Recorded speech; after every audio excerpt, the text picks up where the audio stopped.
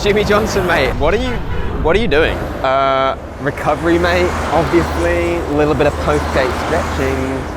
Fucking All right, hell. okay, but you do realise like post-gate stretching doesn't really help recovery, right? Yeah, I can't hear you, mate, you know, bands and shit. I said it doesn't really help. Thanks, I said it doesn't really help recovery. Fucking dickhead, mate. Fuck. Alright, well, in this video I'm going to be going over the #1 thing that you need to be doing right at the end of your session to speed up recovery and to kickstart the repair of all that damage and fatigue you would have accumulated during your sessions.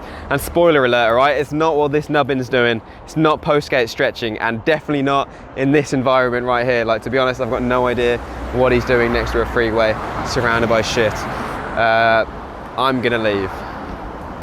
Twat.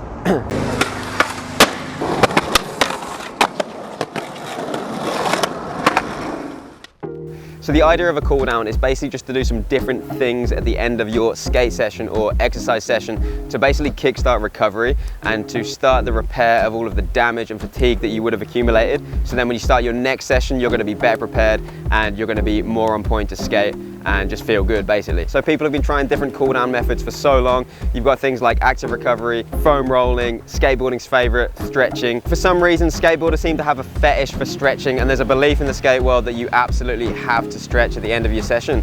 But the truth is, stretching, or pretty much the majority of cool down methods and hacks, like, don't actually do much on their own unless they're helping one specific thing happen. So your body has two main systems that control all of the physical changes that happen within your body.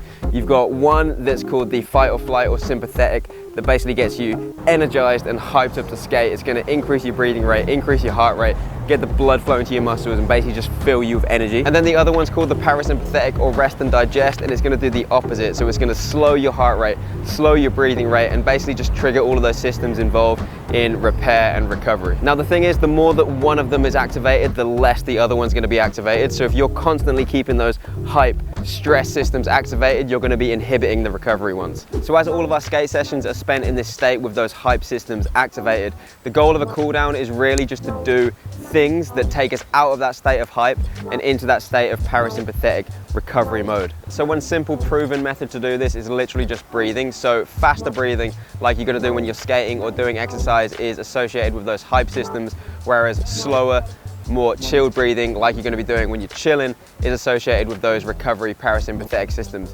So we can do different breathing techniques, for example, spending twice as long on the exhale than the inhale, or something called the 4-7-8 breathing, which is where you spend 4 counts on the inhale, you do a 7 count hold, and then 8 counts on the exhale. And these two styles of breathing are going to directly activate those parasympathetic recovery systems. All right, so how do we actually apply this to our sessions? Well, if you imagine a spectrum, on one side you've got someone fast breathing, star jumping next to a forest fire with someone smacking a saucepan next to their ear.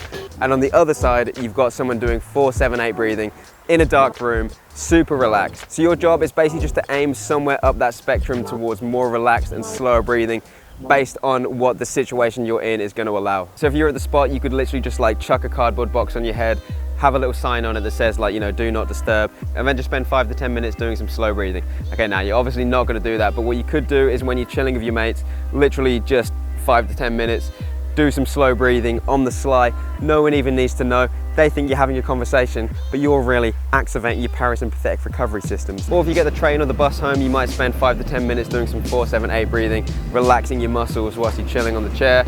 Or if you're going to go home, maybe you'll get full deep into Zen mode. Maybe you'll burn some incense. Maybe you'll dim the lights.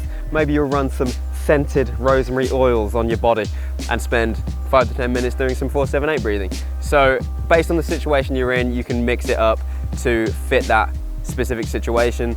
The goal and the thing to keep in mind is literally just that you're trying to relax as much as possible.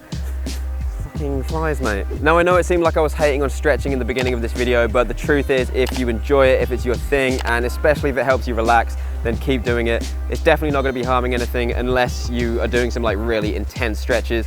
but if it helps you relax, combine it with some breathing and you're gonna be good to go. Just think that the goal with all of this is just to get you into a parasympathetic state, into a relaxed state. So whatever might help you do that, go for it. And if you can combine it with some breathing, even better. So there we go, another example of how you don't need no fancy gimmicks or quick hacks. You've got the power inside of yourself, but at the same time, there's obviously so much more to recovery than just 5 minutes of breathing at the end of the session.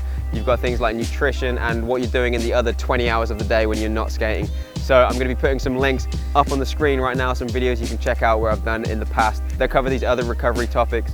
And you can also subscribe to the channel because I put up a load of stuff that's going to improve how you skate and how you feel when you skate. So if you're interested in that shit, give it a little subscribe. And there we go. See you later.